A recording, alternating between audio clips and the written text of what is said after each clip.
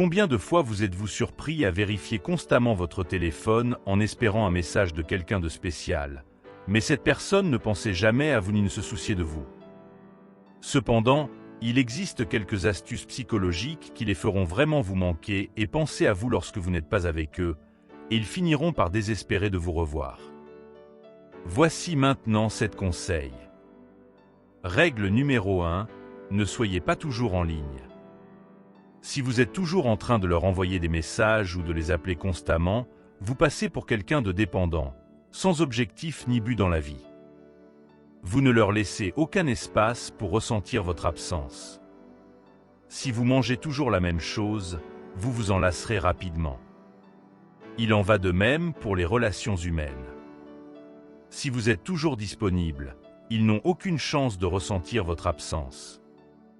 Le cerveau humain est câblé pour désirer ce qui n'est pas facilement accessible. En n'étant pas constamment disponible, vous éveillez leur curiosité et les faites se demander ce que vous faites. Être trop présent par texto et appel montre que vous êtes désespéré, et ce n'est pas attirant. Rappelez-vous, les gens sont attirés par ce qui semble légèrement hors de portée. Votre absence les pousse à se demander ce que vous faites, et c'est là qu'ils commencent à regretter les rires, les conversations et tous les bons moments passés ensemble.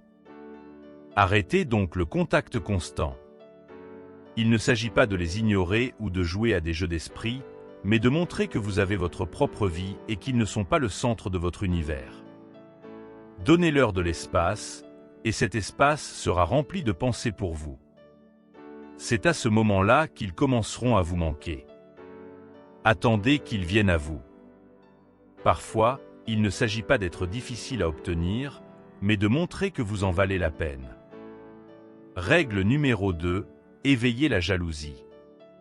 Bien que la jalousie soit souvent perçue comme une émotion négative, utilisée stratégiquement, elle peut être un outil puissant pour rendre quelqu'un fou de vous. Cela ne signifie pas essayer intentionnellement de blesser ou de manipuler l'autre personne, mais plutôt d'éveiller subtilement des sentiments de désir et d'envie. Une manière efficace de le faire est de montrer votre vie sociale et vos interactions avec les autres. Quand ils vous voient vous amuser et interagir avec différentes personnes, cela peut déclencher un sentiment de jalousie et leur faire réaliser ce qu'ils pourraient manquer. Par exemple, partagez des histoires ou des photos de réunions sociales ou de sorties avec des amis, mais faites-le de manière naturelle et authentique.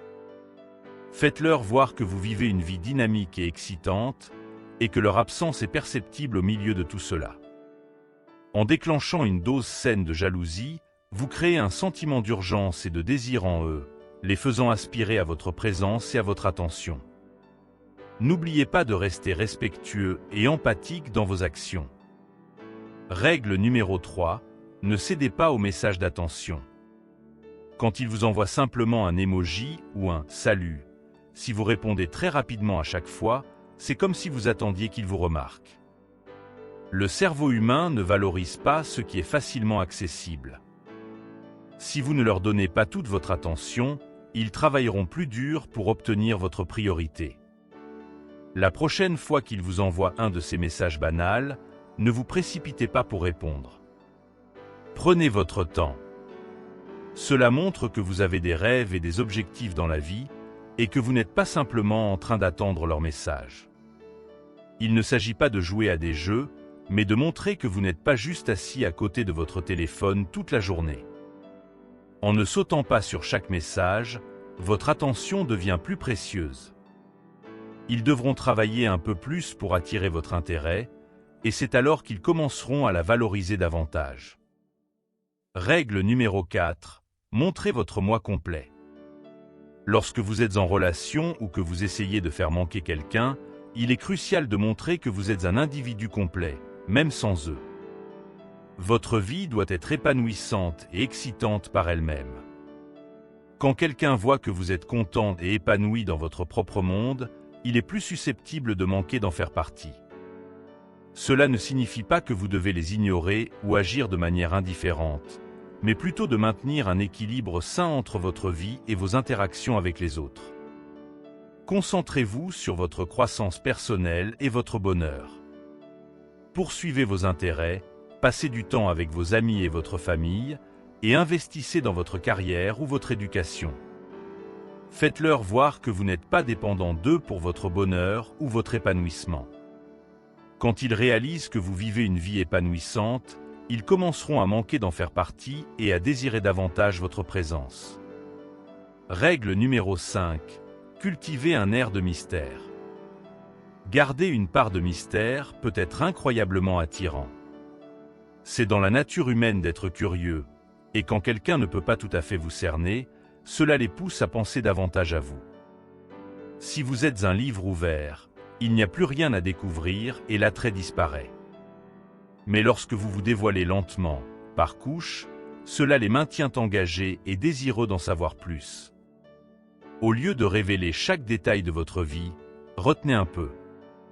Partagez juste assez pour éveiller leur intérêt, mais laissez-les se poser des questions sur le reste.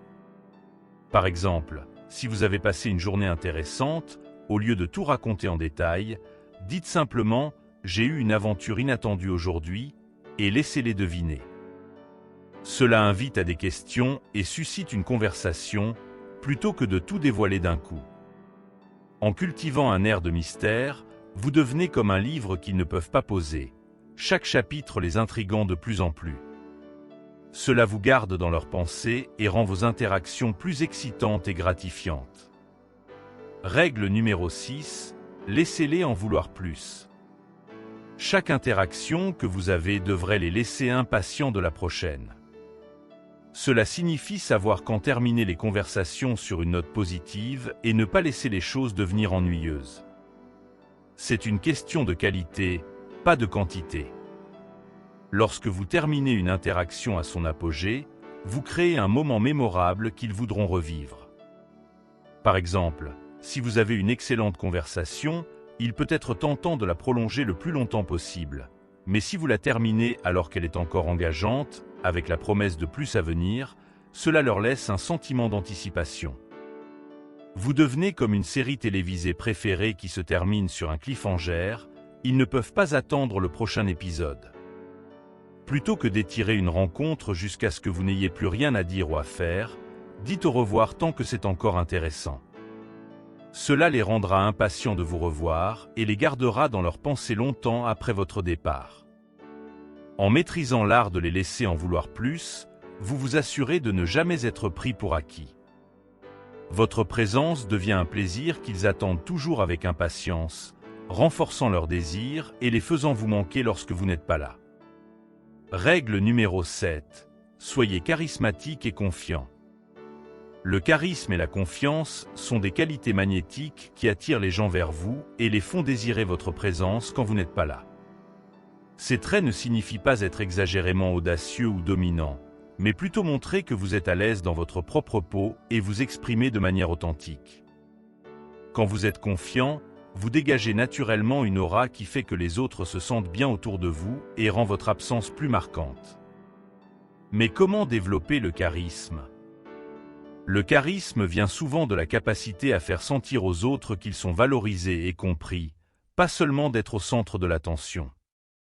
Quand vous quittez une conversation, les gens devraient se sentir mieux pour avoir interagi avec vous. Laissez-les associer votre présence à des sentiments et des expériences positives. La confiance, quant à elle, consiste à croire en votre propre valeur et en vos capacités sans avoir besoin de validation constante des autres. Cela ne veut pas dire que vous n'aurez pas d'insécurité ou de doute, mais plutôt que vous ne les laisserez pas dominer vos interactions. La confiance peut se manifester par votre langage corporel, la manière dont vous gérez les défis, et votre volonté de sortir de votre zone de confort. En étant charismatique et confiant, vous créez un impact mémorable sur ceux qui vous entourent. Les gens sont naturellement attirés par ceux qui sont à l'aise avec eux-mêmes et qui font se sentir bien les autres.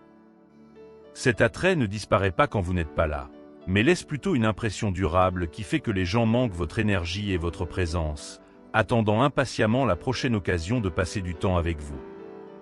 Et voilà, nous avons exploré l'art subtil de faire en sorte que quelqu'un vous manque vraiment. Rappelez-vous, ces stratégies visent à améliorer votre propre vie et à créer des connexions authentiques, non à manipuler. Si vous avez trouvé de la valeur dans notre discussion d'aujourd'hui, veuillez aimer cette vidéo et la partager avec quelqu'un qui pourrait en bénéficier.